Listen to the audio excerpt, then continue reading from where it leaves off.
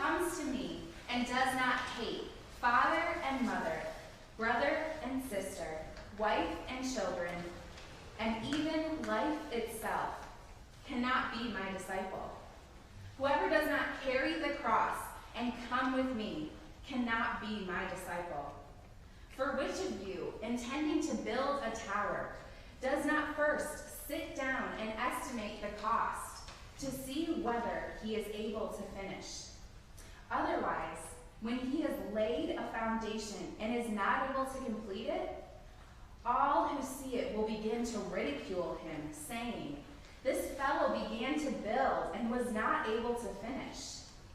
Or what king going out to wage war against another king will not sit down first and consider whether he is able with 10,000 to oppose the one who comes against him with 20,000? If he cannot, then, while the other is still far away, he sends a delegation and asks for the terms of peace. So, therefore, none of you can become my disciple if you do not give up all of your possessions. Salt is good, but if salt has lost its taste, how can saltiness be restored?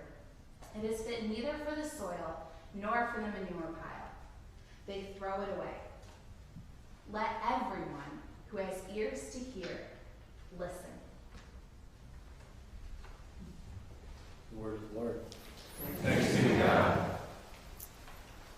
Twice a year, I make a pilgrimage back to my homeland. It's to a place where people can only dream of living, where cornfields become baseball fields, where bridges are only found in Madison County. Yes, you guessed it. Maybe close, but it's not heaven. It's Iowa.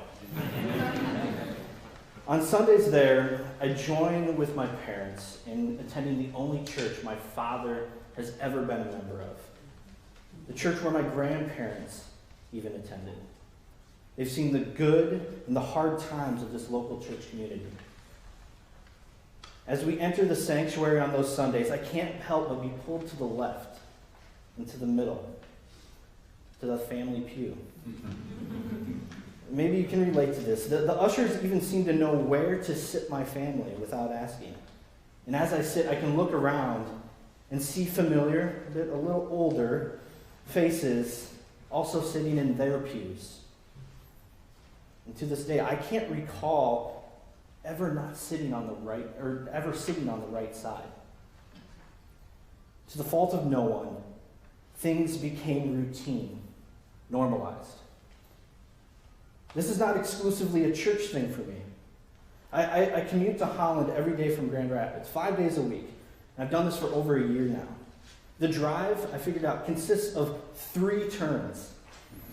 I turn onto Fulton Street, I merge onto 196, I turn right onto Holland's onto 16th Street, and turn right onto College. I don't notice much on the roads anymore, outside of the construction.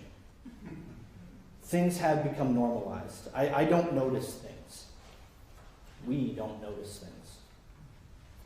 Enter this passage as prescribed by the lectionary from Luke. Some of it might even sound a little familiar. Spend any time in a church setting, and you'll hear messages around the call to discipleship being one of hating your family, your life, and to carry your cross. But let me be honest, I don't hate my life. I don't hate my father. I don't hate my mother. Being the youngest of 4, even though I've tried, I don't hate my siblings. In fact, the only cross that I come close to carrying is the one that I have tattooed on my body. But I don't think I'm alone in this. I think you might just be like me.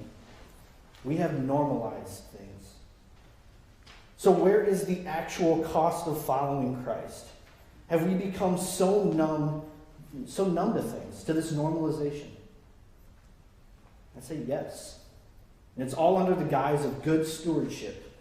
We have taken Jesus' warning of the builder in this passage so seriously, in fact, that we don't start something we can't finish. And we've gotten so good at avoiding the shame that might come our way, we have actually avoided making any movement forward. We have claimed Christ, but we have settled. We have normalized becoming a disciple.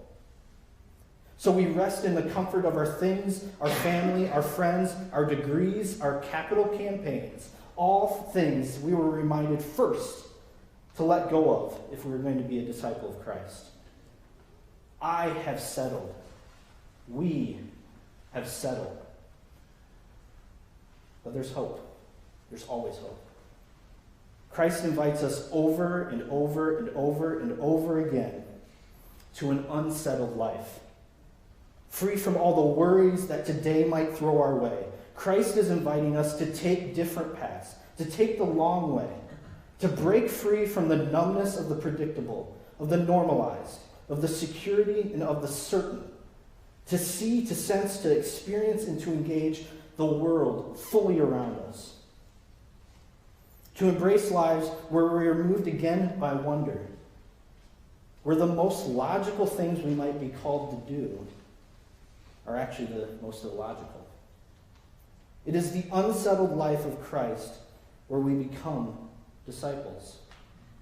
Disciples who embrace the struggle of loving God, loving others, and loving self.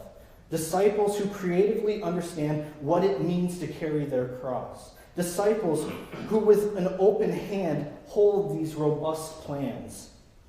Disciples who are surprised on what they might discover when asked to think about the Prince of Peace when he talks of war and concession. Disciples who are moved to wonder on what it means to be salt and how much flavor is too much or too little. And then disciples who are inspired by their pastor when they don't provide 3 application points. And all of this might start by simply getting up and sitting in a different spot, driving on a different road home, so that with fresh eyes we might see what Christ is calling us to, a person, a people, or a place. In the name of the Father, Son, and Spirit. Amen.